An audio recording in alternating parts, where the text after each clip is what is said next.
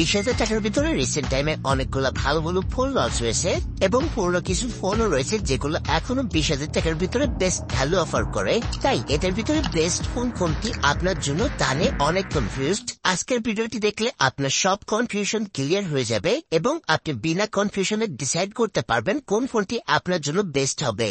So 20,000 টাকার ভিতরে best phone কোনটি, এই কনফিউশনটা দূর করার জন্য প্রতিবারের মতো কিছু ক্যাটাগরি ডিভাইডেড করেছি, যেমন বেস্ট পারফরমেন্স সেন্ট্রিক ফোন কোনটি, বেস্ট ক্যামেরা সেন্ট্রিক ফোন কোনটা, বেস্ট ইউআই পারফরমেন্স ফোন কোনটি, এই ফোনগুলোর ভিতরে কি কি ভালো দিক এবং খারাপ দিক রয়েছে এবং কোন ফোনটি আপনার জন্য বেস্ট হবে তা সব এক এক করে জানতে পারবেন এই ভিডিওটি সম্পূর্ণ দেখলে।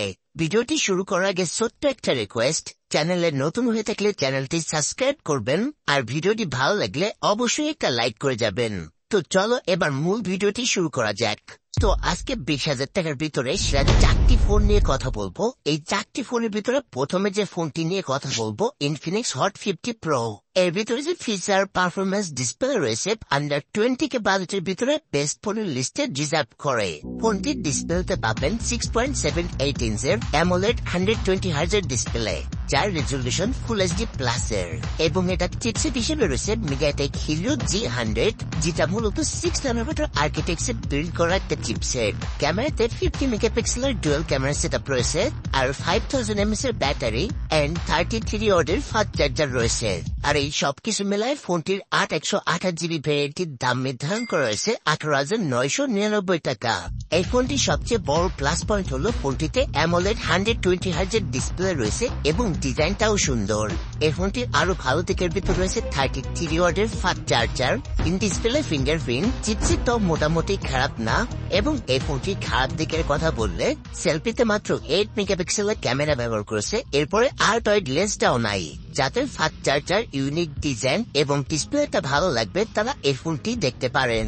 পরবর্তী নম্বর 2তে যে ফোনটি রেখেছি রেডমি নোট 13 4G। এই ফোনটিতে রয়েছে 6.67 ইঞ্চের অ্যামোলেড 120 হার্জের ডিসপ্লে, 108 মেগাপিক্সেলের ট্রিপল ক্যামেরা সেটআপ, 5000 mAh এর ব্যাটারি, 33 ওয়াটের ফাস্ট চার্জার, স্ন্যাপড্রাগন 685 6 ন্যানোমিটারের প্রসেসর এন্ড এটার 256GB ভ্যারিয়েন্টের দাম 19,500 টাকা। এই ফোনটিকে লিস্টে রাখার অন্যতম কারণগুলো হচ্ছে ফোনটিতে বিউটিফুল একটা ডিসপ্লে রয়েছে, ফোনটির ক্যামেরাতে আল্ট্রাওয়াইড লেন্সও রয়েছে, প্রসেসরটা মোটামুটি পাওয়ারফুল আছে, আর সব থেকে বড় কারণ হচ্ছে ফোনটিকে লিস্টে রাখার ফোনটি দেখতে খুবই প্রিমিয়াম লাগে। তো এই ফোনটি হচ্ছে যারা Xiaomi ব্র্যান্ডের খুবই প্রিমিয়াম লুকের একটা স্মার্টফোন চাচ্ছেন, সাথে সব দিকটাই মোটামুটি ভালো থাকতে হবে, তাদের জন্য এই ফোনটি গুড চয়েস হতে পারে। নেক্সট নম্বর 3তে যে ফোন পেয়েছি পোকো X6 Neo।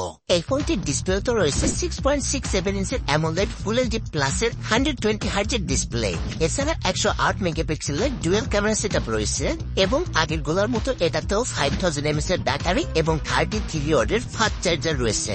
প্রসেসর হিসেবে রয়েছে মিডিয়াটেক ডাইমেনসিটি 60806 ন্যানোমিটারের প্রসেসর। আর এই ফোনটির আনঅফিসিয়ালি দাম নির্ধারণ করা হয়েছে 20,000 টাকা 828GB ভ্যারিয়েন্টটি। আগে রেডমি নোট 13 আর এই পোকো X6 Neo, এই দুইটা ফোন স্পেকের দিক থেকে অলমোস্ট সেম। আগের রেডমি থেকে পোকোতে মাল্টিটাস্কিং করে একটু বেশি ভালো লাগবে, বাট আগের রেডমিতে আল্ট্রাওয়াইড লেন্স ছিল 8 মেগাপিক্সেলের, বাট পোকোতে আল্ট্রাওয়াইড লেন্সটা কিন্তু মিসিং। আবার নোট 13 কিন্তু 4GB ভ্যারিয়েন্টের কথা বলছিলাম, আবার পোকো X6 Neoতে কিন্তু 5G রয়েছে। এখন এই দুটা ফোনের ভিতরে যেটা আপনার ভালো লাগে নিতে পারেন, দুটা ফোনের স্পেক এবং ডিজাইন অলমোস্ট সেম বলতে পারেন। নেক্সট 20,000 টাকার ভিতরে যারা ব্র্যান্ডের ফোন কিনতে চাচ্ছেন, আর ব্র্যান্ডের কথা বললে সবার আগে মাথায় আসে আইফোনের কথা, বাট না ভাই, এই দামে আইফোন পাওয়া যাবে না। আমি কথা বলতেছি স্যামসাং ব্র্যান্ডের স্যামসাং A15 5Gর কথা। ফোনটির 128GB ভ্যারিয়েন্টের দাম 20,000 টাকা, আর 20,000 টাকায় স্পেকের দিক থেকে একটু কমতে থাকলেও সব দিক ভেবেচিন্তে বিচার করে 20,000 টাকায় বেস্ট ডিল হবে এটা। এটার ডিসপ্লেতে রয়েছে 6.5 ইঞ্চের সুপার অ্যামোলেড 90 হার্জের ডিসপ্লে, যার রেজলিউশন ফুল এইচডি প্লাসের, 50 মেগাপিক্সেলের ট্রিপল ক্যামেরা সেটআপ রয়েছে, 5000 mAh এর ব্যাটারি এবং 25 ওয়াটের ফাস্ট চার্জিং সাপোর্ট করে। আর প্রসেসর হিসেবে থাকবে মিডিয়াটেক ডাইমেনসিটি 600+6 ন্যানোমিটারের প্রসেসর। এই ফোনটির সব থেকে বড় প্লাস পয়েন্ট হচ্ছে এটা ব্র্যান্ডের ফোন, ডিজাইনটাও প্রিমিয়াম লাগে এবং 5Gও রয়েছে। আবার এই ফোনটির 4G ভার্সনও রয়েছে যার দাম 17,000 টাকা। আর ক্যামেরাতে আল্ট্রাওয়াইড লেন্সটাও রয়েছে, এটাও একটা বড় প্লাস পয়েন্ট। আর পারফরমেন্স মোটামুটি খুব একটা ভালো না, আবার খারাপও বলা যায় না, এভারেজ বলতে পারেন। আবার ফোনটির কিছু খারাপ দিকও রয়েছে, যেমন ফোনটির বক্সের ভিতরে কোনো চার্জার পাবেন না। এরপর ডিসপ্লের সামনের দিকটায় ভেজিল একটু বেশি, ওয়াটার ড্রপ নস রয়েছে।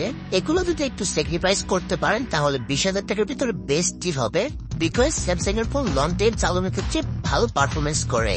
তো আজকে এ পর্যন্তই ছিল ভিডিওটি। এই 4টি ফোনের ভিতরে কোন ফোনটি আপনার কাছে বেশি ভালো লেগেছে তা কমেন্টে জানাতে পারেন। এই 4টি ফোনের বাইরেও যদি 20,000 টাকার ভিতরে বেস্ট ফোন থাকে আপনার জানা মতে, তাহলে কমেন্ট করতে পারেন।